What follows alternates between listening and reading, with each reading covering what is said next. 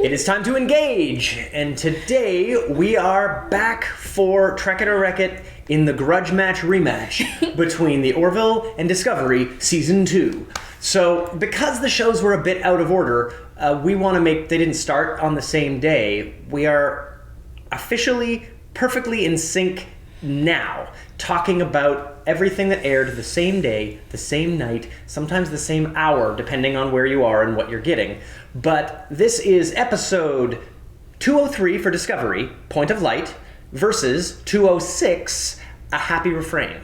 So if you have not seen either of these two episodes, you are about to be spoiled. We are going to tell you all about them. So go away. Or don't, because we're going to tell you about them in less time than it would take you to watch it. So maybe if you don't like Discovery, we'll get you through it a little quicker. And we'll get to talk about the Orville. If you like that, you'll get to hear about it here. So Vanya, Kat, you ready to get it going? Oh yeah. All right. Let's start with Discovery, because last week it impressed us all so good. So much because it was not bad. And you know, as for a series that has been very hit and miss, it's really firing on all cylinders after 2 weeks. But here we are in week 3, and we got them Klingons back. Oh my gosh! Can I just say that, like, as soon as it opened and I heard the Klingon, I was like, no, don't do it, don't do it. Yeah. And they did. I am happy about the hair. And that everybody has grown hair is fascinating. They're like cheetah pets. Yeah, I'm really happy about that because they're still kind of purple. Hair. Yeah. Some of them are purple, which is, you know. Looks like they've done a little bit of a scale back on the face. You see a little bit more of their faces. Yeah, although I must say, Laurel still has as much junk getting in the way of her being able to speak as she did before, which, you know, goes back... This entire production design choice goes back to season 1 when they tried to hide a human inside of the makeup of Vok so that we wouldn't notice it was him. They built so much bullshit on top of a person's face so you couldn't recognize them, but it means they also can't speak, can't express, can't act under all this junk. It's for the most passionate, species, like the most, you know, emotional species, to have them be like frozen in there and encased is really frustrating. Yeah. And I must say, everything about the way they looked in this episode felt like a great big, oh guys, we're really sorry for how we screwed up. Because they're like in this unpleasant middle ground between the terrible production design choices for, I mean, they were beautiful, they were terrible for Klingons in season 1, and where they are now is like maybe a third the way towards looking like Klingons in the rest of Star Trek. And, you know, this is a thing that Star Trek went really out of its way in season 4 of Enterprise to explain everything about the way the origin. They have ever looked, any inconsistency, any so changes. hard at that. It was great. It's brilliant. I love that. I loved that story so much. It was so well done, and that's why it felt like such a slap in the face when Discovery just what are you doing? Like, okay, even with the episode, the Deep Space Nine episode with Worf, and not wanting to talk about it, like everything was tapped into each other, and they like worked from each other. And then Discovery came in and just dropped a bomb on the whole thing. No, we're just going to say screw you to all. Sometimes reinvention, just makes things more It's complicated. not... If it was a different race, it would have worked well. Yeah. But they were Klingons.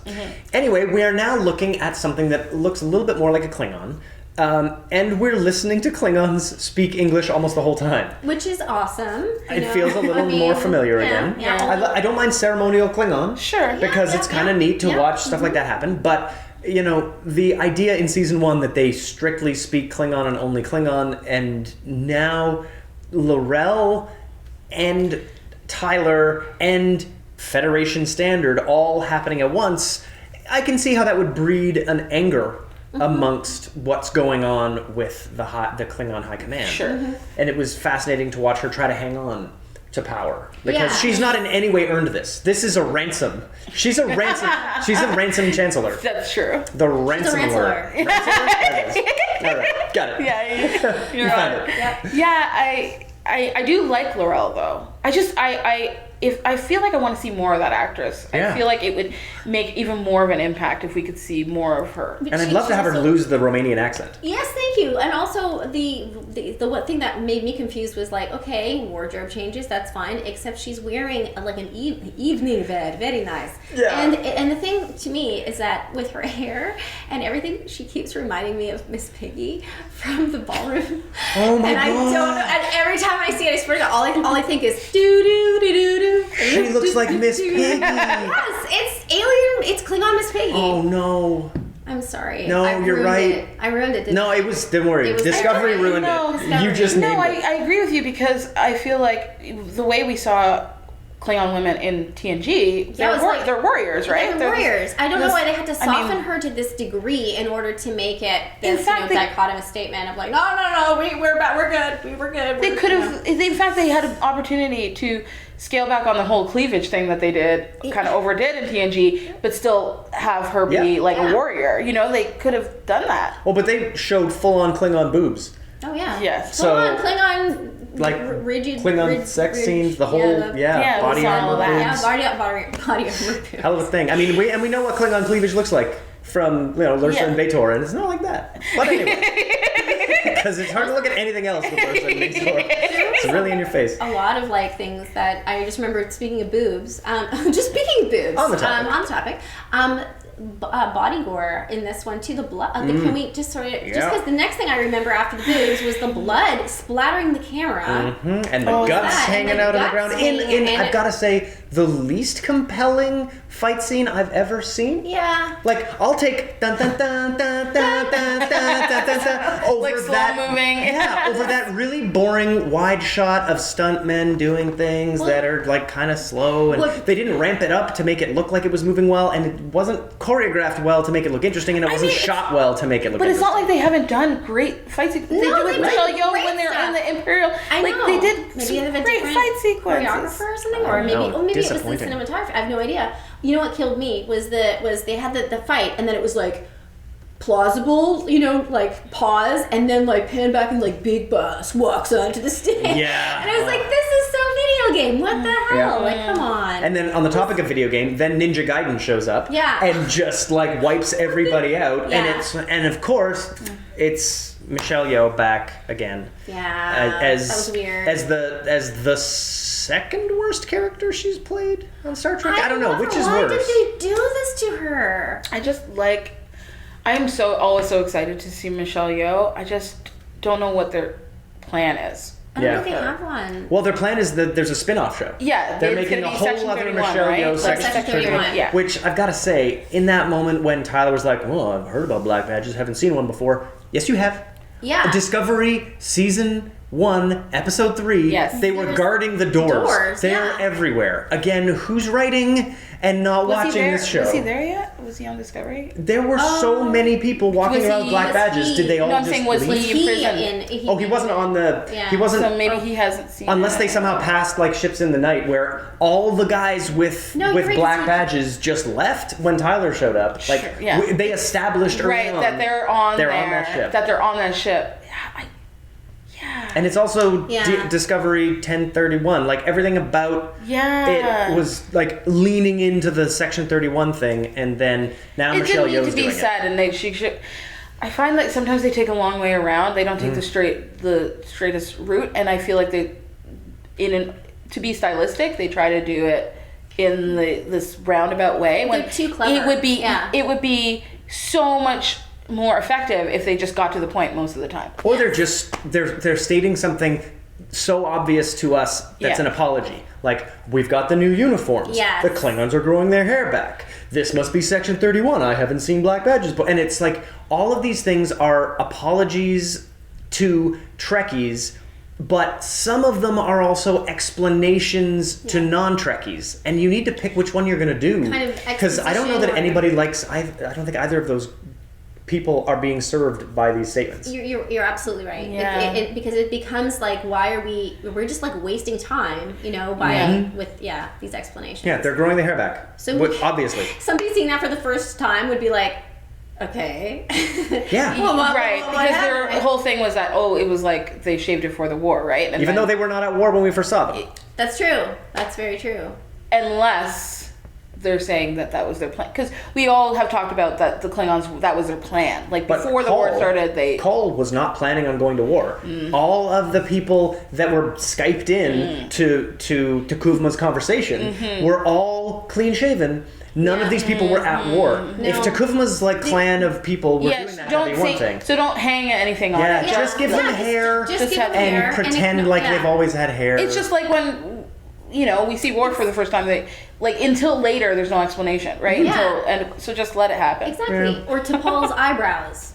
Yeah. Yeah. Season 3 is the only time that she ended up having. Like Alara's eyebrows changed from one episode to another, and you're like, it's a makeup tweak. It's a thing we're doing now. Yeah. Whereas, the fact that Manny Cotto managed in season 4 of Enterprise to elegantly sweep it all into one story. That was such a That doesn't happen all the time, but the last thing we need is for you to give us a throwaway line. Again, it was another opportunity where they had they could pull the chute, just like the Spore Drive, but they didn't do it. They just dug in deeper, you know what I mean? Rather than just reset it all. It's like a bad lie that just keeps... They keep trying to cover themselves, and it's not getting better. It was disappointing. It is frustrating. But it was interesting that all the almost Klingons had grown extra hair, even Tyler. That's right. Tyler growing his beard longer and having his samurai thing. Yeah. I did like him a little more rugged and interesting looking. Yeah. I mean, I find that actor very mumbly. Yes, I did is too. strange. The beard, the facial hair for me did kind of actually added to the mumble. I don't know what it was. He throws lines away, and it was really, I think, Patrick Stewart who first went on the record saying, if you treat Star Trek like a period piece where the noble language brings you into this strange world, it's fascinating. But when you're just throwing the line away like you're on Arrow, it doesn't feel like a different world. Well, Star Trek is a melodrama. Yeah. Right? But some of these actors are not being told that by the directors. Yeah, remember when we first started doing this, we talked about Anthony Rapp maybe be it's like he knew what Star Trek was, and no one else around him knew, because he was being so melodramatic, you're like, whoa, where are you? You belong on another Star Trek show because, he was bringing that melodrama. Which I think is something Anson Mount is bringing to the show as well. Yeah, and that's why I think why people feel attached to Tilly too, because she's big. You know what I mean? Yeah. So, yeah. I mean, I understand where Michael is where she is because that's kind of where Spock is. And she's got that Vulcan thing that's making her reserved. And that, even amongst all the melodrama, Spock was always, not... Yeah. Right? So it makes sense that she's in that pocket, but everybody else, especially if you're Klingons, you know what I mean? And he's a Klingon, then he should be bigger. He should be bigger. And then, it's again, that sort of throwaway line of well, the Tyler part of me, or the Vogue part of me, and it's just like, he seems like he's just... I just want him to be, if he's gonna say he's Klingon, he's saying that he's Klingon, then he should be. He should be. Yeah. And then that weird, this just bothered me, the baby thing, okay, sorry, the mom thing, gotta come out, alright? About Klingon Khaleesi at the end? Klingon come Khaleesi. on, you will call me mother. I was like, are you breaker kidding of me? chains, what else are you? I totally, and I thought that it was very weird. That was just weird. And also... Not good. I think they're, I 3D printed these decapitated heads. I think they were trying to... Great. I'm gonna It's a good thing the conversations happen across this chasm where nobody can really see what she's holding up. Hey guys, trust me, this looks like a baby head. Maybe hard to see. It's a baby. But it had their DNA in it, didn't it? That was creepy. Yeah. And Section 31. Yeah. What is that? I gotta say, this bullshit about how Section 31 is yet another place where they can hide canon. Where it's the reason you didn't know about this is Section 31. The reason you didn't know about Discovery is because it's hidden. It's guys, if you want to tell stories about something new, there's stuff that happens after the Next Generation and Deep Space Nine and Voyager. That's what I mean. They should have gone into the future. Yeah. I mean, who knows what Fuller's plan was, right? It could have been he was going to be in this time for only a certain story. That was apparently and that arc alone would be enough. You know what I mean? And Fuller wanted it to look like the original series. So you wouldn't have to mingle too much and mess up the canon because you're moving on to the next thing. But if you do 7 years living in a time period that we know very, very, very well, it's kind of going to be pretty boring. Yeah. So now they have to tell a story about this thing that was never in the history books over and over and over. I'm so glad we're getting this Picard show, because at least there's going to be something that takes place in the future. You know, hopefully it's him solving mysteries with Gates McFadden. Oh, Like, that'd be so cool. I'd be so into that. I want to see a Columbo-like Right? situation. Yeah, I love that. Or like him and his like surly granddaughter. You know? Like, I'd watch that. It's hilarious. Because it's come out now that he's said that it's not going to be a show about Captain Picard. He's no Yes. longer the captain That's of a right. Starfleet vessel. So Yeah. 20 that's years in interesting. I don't know if advance. it's going to be like Battlestar Galactica style, where he's in charge of a freighter now, or something like, this is my He's bucket. Popeye all of a sudden. Yeah, I wonder. And it'll be interesting. I love all these exact hand eye. Right? It's like, I'm a one-man Picard show. Waiting to happen, yeah. So let's talk now about another doomed interspecies romance episode. Yes. Yeah, let's get into a Happy Refrain. Let's talk the Orville. Hey, can I just say, it was like, I just watched, in theory, the TNG, the Data, yeah. when he dates Yes, the crewman, yes. and the crewman is like, I'm gonna make you And a it's like human, explo- and he's all, I'll do my subroutine. and it all explodes and Yeah, and Yeah. then I'm not impressed with this one. I was like, really, dude? Yeah. And also Cassidy Yates / Doctor, what's her name? Yep. I'm like, what? Like, seriously, dude? Like, I mean, okay, but she's like, I'm falling in love with him. within 2 seconds. Right? I'm like, can we I can just see go back a how little bit? the arcing of her crashing with Isaac and the kids on that planet, Yeah. and bonding. Yeah, totally. She Yes. would know that she's like attaching herself to an animated, Yes. inanimate object. Right. But the idea that she would then want to fully date him later is obviously like trauma. Oh, yeah, Well, right? What was it in I want to say Lajola, the first one? What episode was it in where she was like Lajola? Jaloja. Jaloja. It's hard to say. But you know what? Whatever episode was it with her son, with Marcus, like drinking the vodka and stuff, Yeah. and then she's like, That's the and one. Isaac, and Isaac's like, I will come with you to the parent teacher interview. Yeah. And I was like, this is weird. So it's like, it wasn't like they weren't like dropping. Oh no, breadcrumbs they've to been it. they've been Yeah, they've connecting been it. doing It's it weird. for a time. And I don't mean weird like, you know, Well, like I like Data. Why do I like Data and somebody and not like Isaac? Because he's Yeah, got but a even- human face. but Maybe. yeah, that too. But even that, we knew that was doomed, right? Like so Yeah. with Data, and so what I found troubling about it was that she's supposed to be she's seen as like one of the most respected people on the ship. He Yes. refers to her as the wisest person on the ship. Yeah. And then she's like, after 2 seconds, she's like, I love it. she's a mom. Like she's been through the shit. You know what I mean? She's clearly should have more Instinct than yeah, this? yeah, and discerning ability for a situation like this. And then what really disturbed me was I thought there was a consent issue. All of a sudden she's like naked on top of him, and I realize he's a robot, but he's kind of like childlike. Yeah. And she's like I want to do more than kiss, and I'm like, He never really said I yes. was like, girl, that was just like 2 seconds ago. Maybe you want to make sure that he's on the same page. Now we know that he wanted to do that because it was part of his like coitus will complete my That's right. my sort of arc. But I feel like there was definitely a consent thing going on there that I thought was bizarre. I thought it was just, I know, like, listen, I know he's a robot. Like, Right. don't at me or anything. But I was like, honestly, I realized that he's a robot. But it still was weird how she just jumped. Because, when we look at Data, there were a lot of, like, choices he made. And like you would him be- and Yar and the Yeah. naked now. Really Yeah. functional. And that was different because I felt like that was different because they're all under Everybody the was influence. They're all inebriated. diseased. And it So also proved that he could also be under the influence. right, and It proved something, so yeah. that's why I was like weirded This out was- when she. He's like, oh, I don't know what to do, and Yeah. she's just on top of him, like maybe you want to take it a little slower. Yeah. Start with that kiss. Yeah. Make out. And But go ahead. I think you're right. It's that weird juxtaposition, or everything happening at the same time, where she's like, saying that I love you, and then at the same time, but essentially he's like, he's a robot. Yeah. He's And even with even with the simulation facade of getting to see the actor who plays Isaac, Yes, which is exactly. That's kind of cool, yeah. it was still That made it even weirder to me. Yes. That was even creepier. Yes, it made it his creepier. blank expression made it seem like he was totally getting raped. Yeah. Like, Thank you. That's was exactly disturbing. it. That's what made me feel so uncomfortable. It's like when she's on top of him and he's like...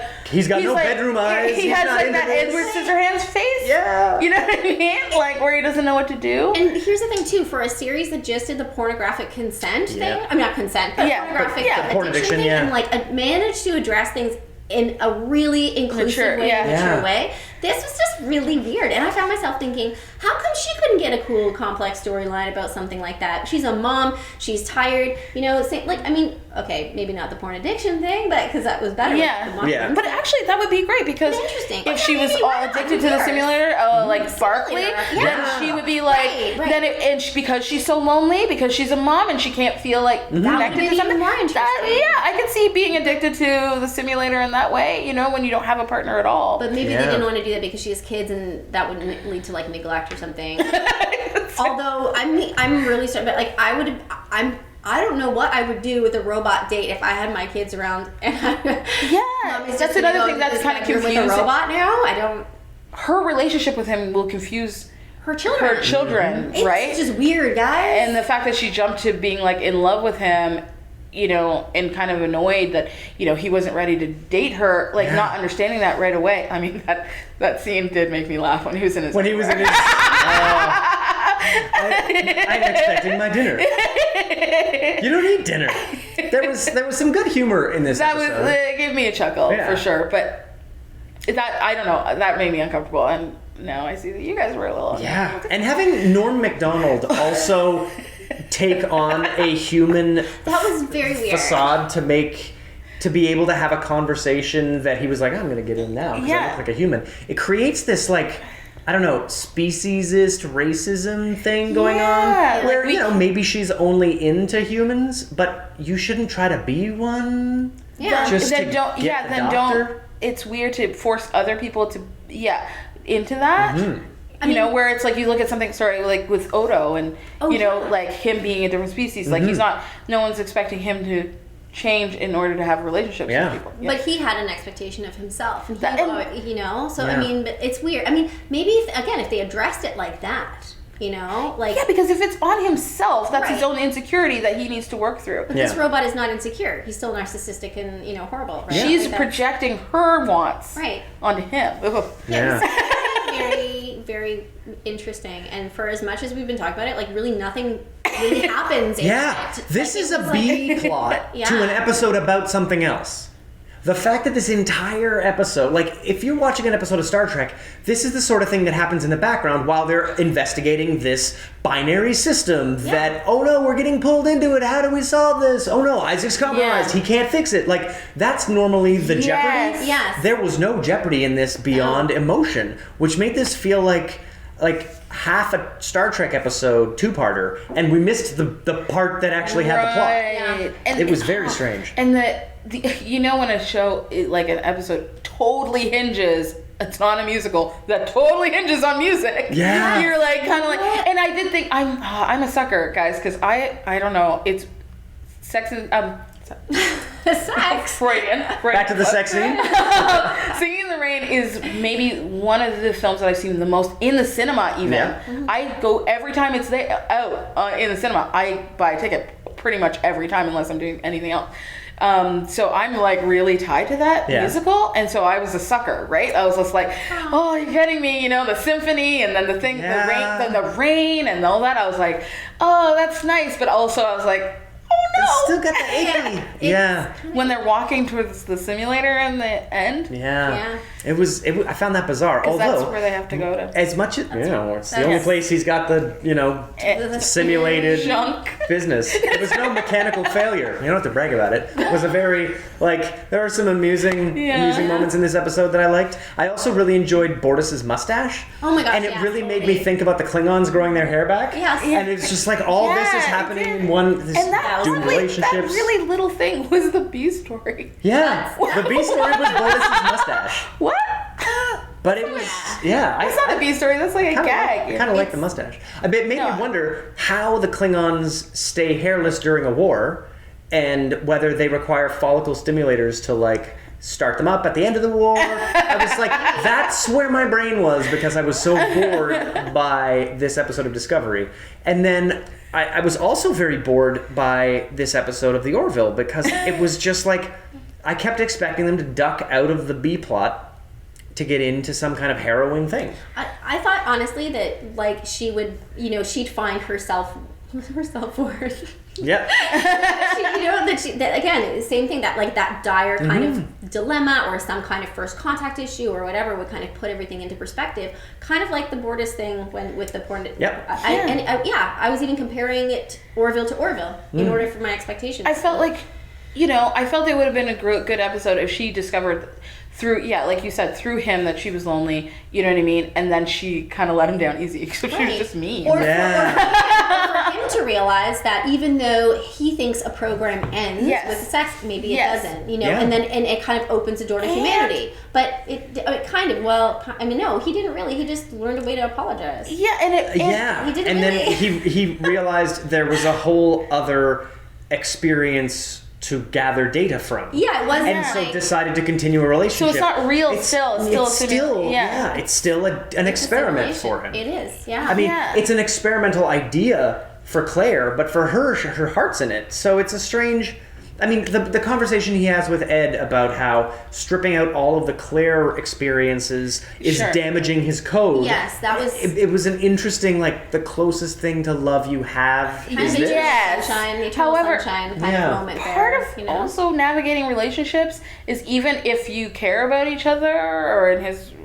It's different for him, but is breaking up too. Yeah. So it would have been okay. I feel like it would have been okay if they still got along and they learned that and broke up. But instead, we're in this weird place at the end of the episode where they're an item. Like they're real. Like it's really a thing. I guess we're gonna see what stepdaddy Isaac is really like, more than just teacher of piano Isaac.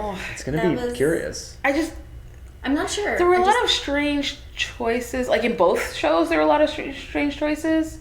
Like, sorry, the Discovery thing with Tilly and the Tilly and the thing, and how the ghost, the bacteria or whatever got angrier and angrier, and then Stamets is just like, "Oh, we're just gonna get this off you." No caution, whatsoever. This can't hurt at all. You'll be fine. So there were two things that bothered me. There was the fact that.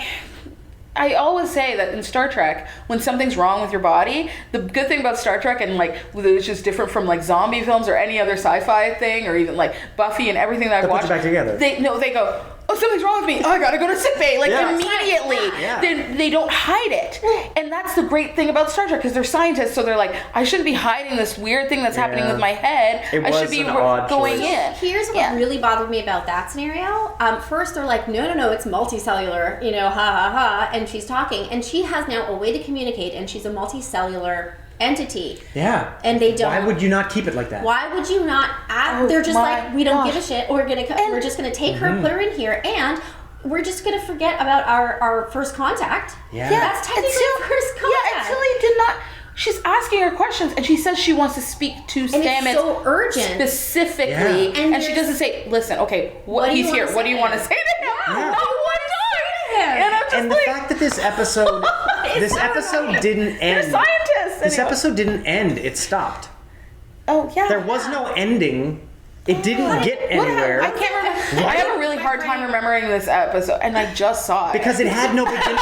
It had no beginning, middle, end that made you feel like you went on a journey. Because they just ripped the thing out of Tilly, which I've got to say. I thought you were going to say rip baby head off, because I'm still in there. Oh, yeah. There's a lot of ripping going on. There's so much ripping. It's a lot of ripping. But the fact that they dropped that little green spore on Tilly in season 1 and had no idea how they were going to pay that off. They were just like, well, let's see what happens. Maybe it's and then they came up with this? I don't know. I just felt like, first I thought, okay, so you know how Stamets is, when he goes into the sport drive, he sees Hugh, and then I thought, maybe she's like a goat. That's like a heaven kind of like if we're gonna deal with the religious thing, and then that'll connect to the angel or something. Maybe we'll get like a fungus. Maybe we'll get like a Hugh fungus. Exactly. And so I thought, oh, she's also, maybe she wants to talk to him specifically because maybe this person has a connection with Hugh in the spore realm thing. So that's what I thought it was leading to, and then it was just like, oh, it was the least trick choice she you could never possibly make. Like, let's not ask her any questions when she's.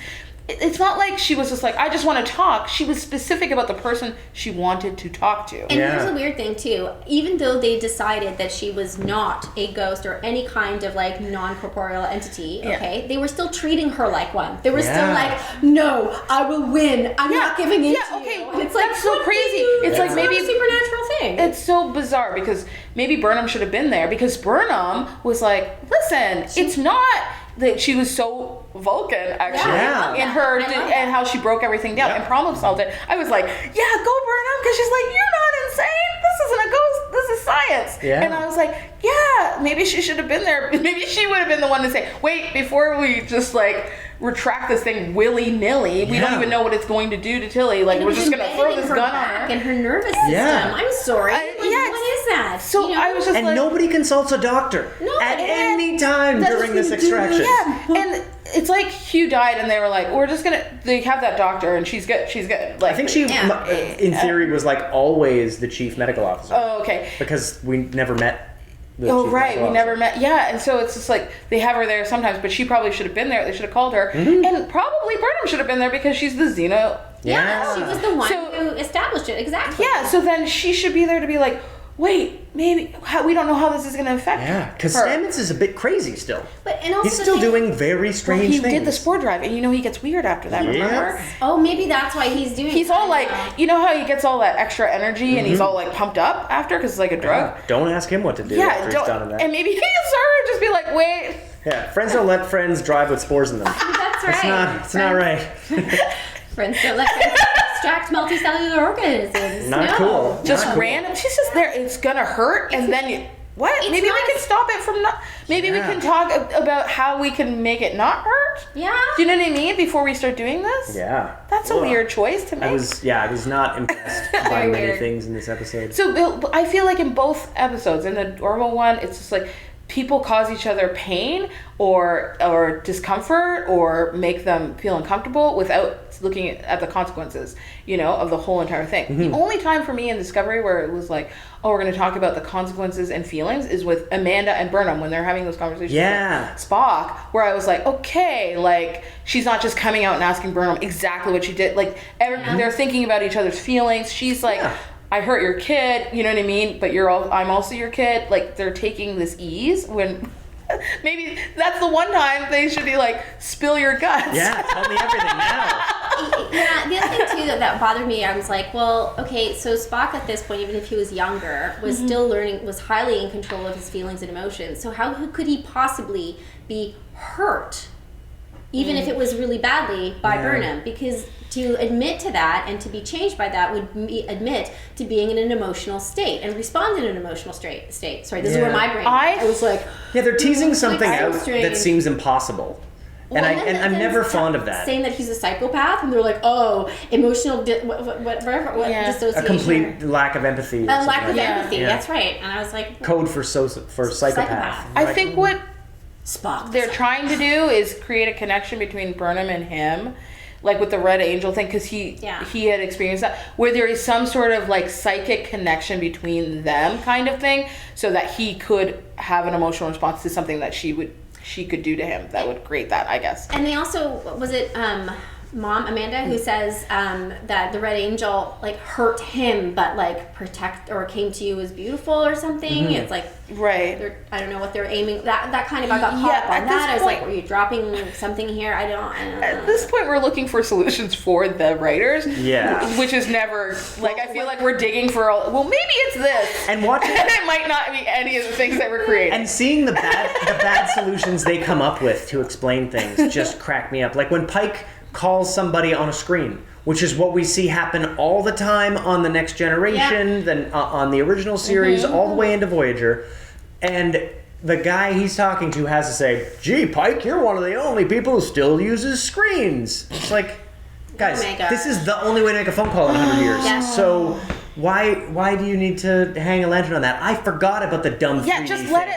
let it die. Yeah, let me forget about that. Yeah. It's like you can't. Skype will die one day, and then Yes. people will forget about Skype. Yeah, so just let's. It's like, who remembers AOL? Instant AIM, right? ICQ. We should make that ICQ. It goes away, and we stop talking about it unless you keep talking about it. Unless you still use it. Ugh. That was Right? really. I like God. that speech. Oh, you like that? Yeah, That's beautiful. it was exciting. Thank you. I'd like to thank the Academy.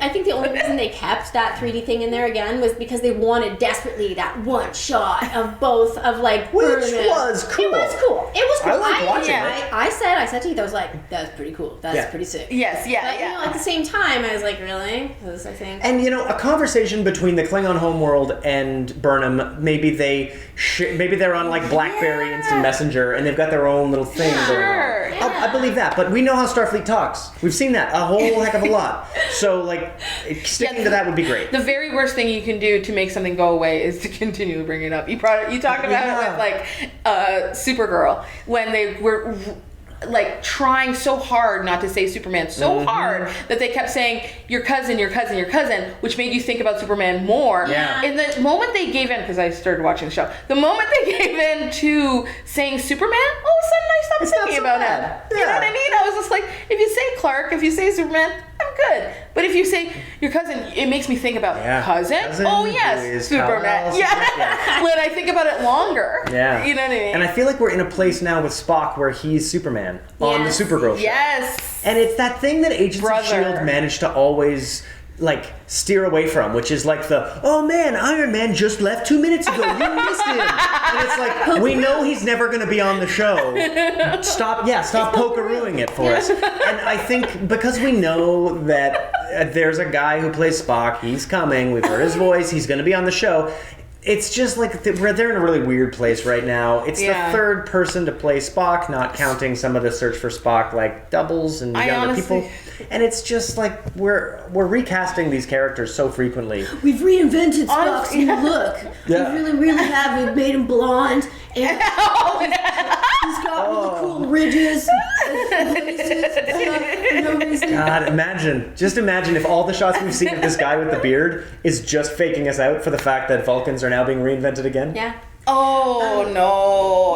You can't do this, Spock. People The fact would that we lose don't their trust mind. the fact that we don't trust the people who make Discovery enough is pretty funny. I feel like I trust them up with the like not screwing up Spock. I think they know I that's think so. a I hope no. so. Well, let's get into what we trust and what we don't trust. And let's talk about whether this show trekked Okay. it or wrecked it. Because, oh man, this is a weird week. Considering last week was so good It blew for my both mind. shows, and now we're in a really weird place for both shows. It's like they knew that last week was so good and we loved everything, and now this week they're like, It's like mean. it's like Star Trek movies where it's like, well, shit, we just made Wrath of Khan so good, we better make a terrible Search for Spock so we can make a good Voyage Home. Yeah, let's reel it in. Yeah. So, Kat, what do you think? Did birthday cake, did I was like, what are we at? Birthday cake. Tell me about birthday cake. Although I did like the cake that he brought it at that 3 he in the brought in. morning. Yeah, that was pretty funny. Yeah. So let's talk about the Orville, right? Yeah, that birthday cake totally wrecked it. So this is a terrible job. I like the description of the cake that Ed made, and that I Kelly like just that she kept went- leaning yeah, in. yeah. It was hard. It was the worst. It was She was really funny in that because she doesn't get to always be like the funniest funny one, person, yeah. but she was really funny. Yeah. She's really great. It did definitely have comedic moments in it. It did. It was funny, but again, like I just think it went off the rails, and it was definitely like where's the A plot? Yeah. Where did it? What's happening? So for you, did Happy Refrain trek it or wreck it? Wrecked it. Yeah, Fania? Yeah, wrecked. So Yeah, wrecked it. I agree. So It badly was like wrecked it. this was half. Like- This was half of a two-parter, and it was the half that would be like you'd kind of forget about. Why? It just Sing in the rain. So I want to hard. love it. Yeah. Just sing in the rain. But Yeah. no, but here's the thing: another amazing woman in the spotlight, and why do they have to make this Another romance episode. with bad decision making? Yeah, Man. yeah. The wisest person on the ship. Okay. Yeah. All right, so now let's talk about Point of Light, Discovery. Did it trek it or wreck it for you this week, Kat? Oh, I don't know. I love entrails, body gore, baby heads decapitated, Gia Pet hair, Miss Piggy ballroom dancing. I think we got wrecked it, folks. Sounds like Star Trek to me. Totally. How about you? Trekked it or wrecked it? Wrecked it. Yeah, I can't. terrible. There's no way around it. I There's no agree. way around it. Total You know wreck. me. I trek it so often. Yeah, you'll trek But- things that I find questionable, but if this one is a record But for I you. always have a good reason for why I trek things, and I can't come up with one because it was so disappointing, and they did so many things that people in Star Trek wouldn't do, and made so many choices that are not Star Trek. Yeah. For I don't know what reason. Yeah. Yeah, after a really great episode directed by a Star Trek alum last Yes. week, from both, it's shocking this week that they screwed the pooch this hard on both shows. It's disappointing, especially because it's on at the same night. You'd like to think one of these shows is not going to would disappoint you in come out on top for sure. But Yeah. they're both kind of equally crummy. There's like a 50-50 chance that, you're going to get good track, and Yeah. this week was just... I mean, to be honest, I'm more traumatized by how terrible Klingons are, that seeing them again made me probably angrier at Discovery. Yeah. I was disappointed in the Orville, but I was angry at Discovery. I was not angry at this way. I felt a little bit better because I got hair again, which was Because cool. the hair. Just the But hair. See? just like Orville can't hang on Singing Rain, Discovery can't hang on Klingon hair. Yeah. No, 100%. Sorry. Fair enough. All right, guys. Well, next week we're doing this all over again. So join us. Let's talk. Let's see whether these two shows can redeem themselves. Are they doing the every other is great? We'll find out. And God, I wonder when Discovery's going to lose their showrunners, because Oh my gosh. if this is part of the slide into terrible that got them fired, we might be in for some crap. But maybe it was a one-off that just didn't work. I'm hoping. After Yeah. last week, which was so amazing, I'm hoping this was just Just a fluke. a fluke. Just a fluke. All right, guys. Well, we will see you next week to talk more Trek.